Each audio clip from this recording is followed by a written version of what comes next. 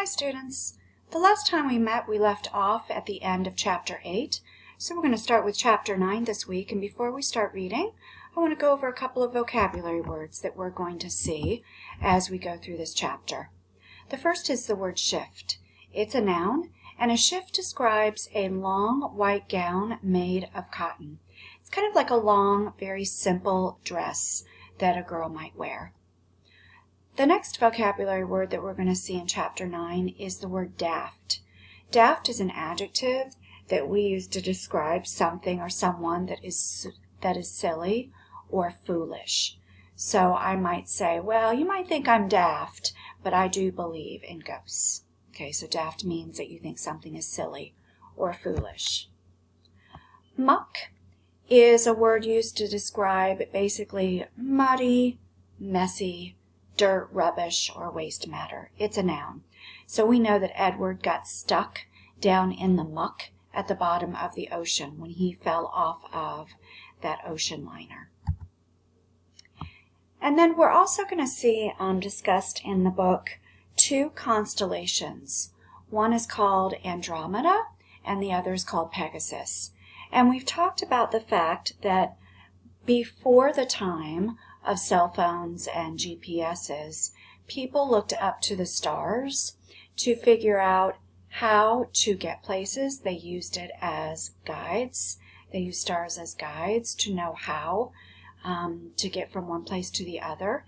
And they sometimes named groups of stars using their imaginations for what those stars looked like.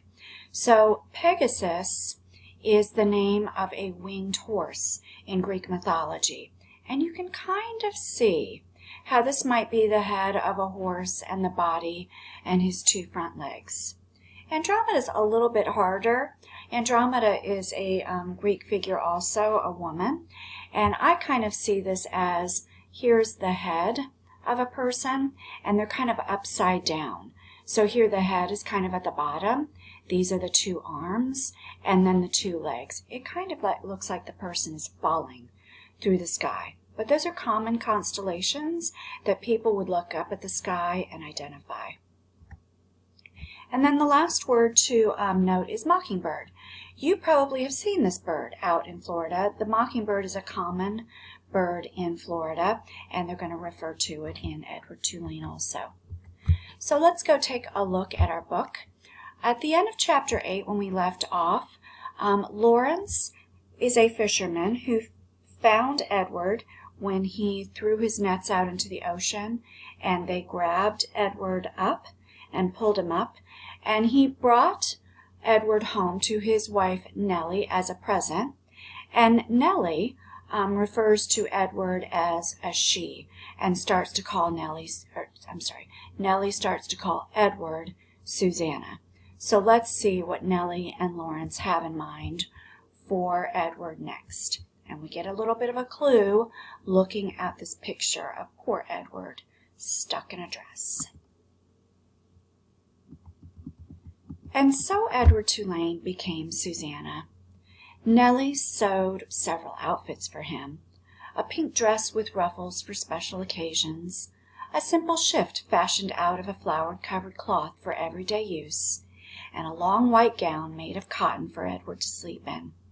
In addition, she remade his ears, stripping them of the few pieces of fur that remained and designing him a new pair.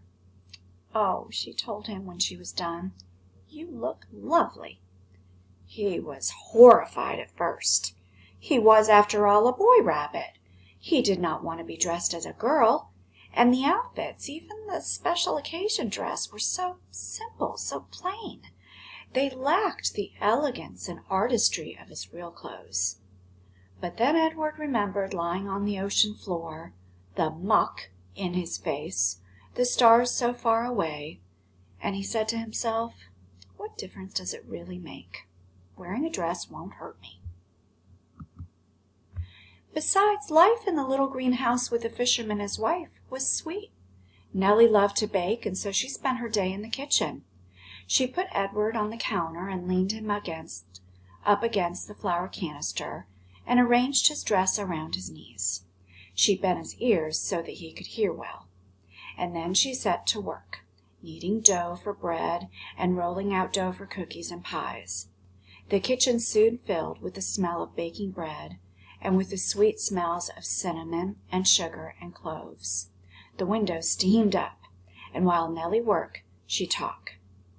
She told Edward about her children, her daughter Lolly, who was a secretary, and her boys, Ralph, who was in the army, and Raymond, who had died of pneumonia when he was only 5 years old. "He drowned inside of himself," said Nellie. "It is a horrible, terrible thing, the worst thing to watch somebody you love die, right in front of you, and not be able to do nothing about it. I dream about him most nights." Nellie wiped at her tears with the back of her hands. She smiled at Edward. "I suppose you think I'm daft, talking to a toy, but it seems to me that you are listening, Susanna." And Edward was surprised to discover that he was listening. Before, when Abilene talked to him, everything had seemed so boring, so pointless. But now the stories Nellie told struck him as the most important thing in the world, and he listened as if his life depended on what she said. It made him wonder if some of the muck from the ocean floor had gotten inside his china head and damaged him somehow. I'm going to stop there for a minute, and I'm wondering if this is kind of explaining to us how Edward is changing. How is Edward different at the beginning of the story than from right now? And if I think about it, I think back to that very fancy rabbit who was very concerned about his dashing appearance and his elegant clothes, and who, when Abilene told him how much she loved him, his response was just, "Yes, yes." And here he's saying he really never listened to Abilene. He thought she was boring and her stories were pointless. And now he sees himself really listening to Nellie. I wonder what's changing about Edward and why he feels different. In the evening, Lawrence came home from the sea, and there was dinner, and Edward sat at the table with the fisherman and his wife. He sat in an old wooden high chair, and while at first he was mortified, a high chair, after all, was a chair designed for babies, not for elegant rabbits. But he soon became used to it. He liked being up high, looking out over the table, instead of staring at the tablecloth as he had at the Tulane household.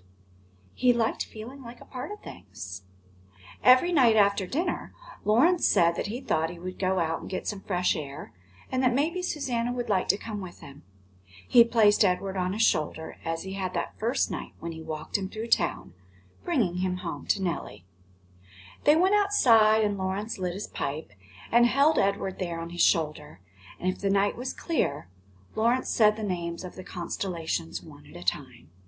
Andromeda, Pegasus, pointing at them with the stem of his pipe. Edward loved looking up at the stars, and he loved the sounds of the constellation names. They were sweet in his ears. Sometimes, though, staring up at the night saw, Edward remembered Pellegrina, saw again her dark and glowing eyes, and a chill would go through him. Warthogs, he would think. Witches. But Nellie, before she put him to bed each night, sang Edward a lullaby, a song about a mockingbird that did not sing, and a diamond ring that would not shine. And the sound of Nellie's voice soothed the rabbit, and he forgot about Pellegrina. Life, for a very long time, was sweet. And then Lawrence and Nellie's daughter came for a visit.